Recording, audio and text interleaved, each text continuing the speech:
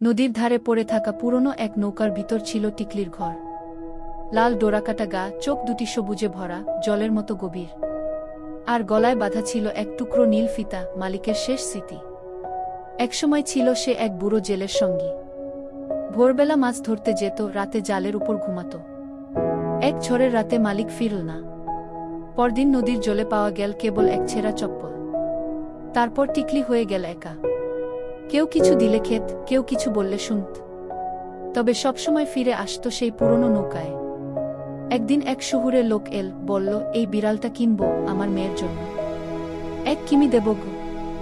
এক দরিদ্র গ্রামবাসী, যার ঘরে পেটের খাবার ছিল না, বলল, আমি নিয়ে যাব।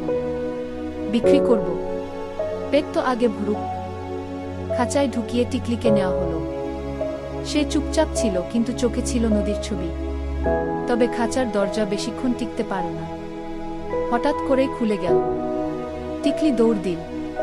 পেছনে শোনা গেল হাঁক ডাক, তবে কেউ তাকে ধরতে পারল না। সে ফিরল হাঁপাতে হাঁপাতে সেই পুরনো নৌকার কাছে। গলা থেকে খুলে পড়ল নীল ফিতা।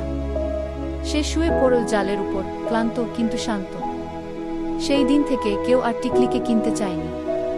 মানুষ বুঝে গিয়েছিল, সব প্রাণের দাম হয় না, কিছু কিছু শুধু ভালোবাসা।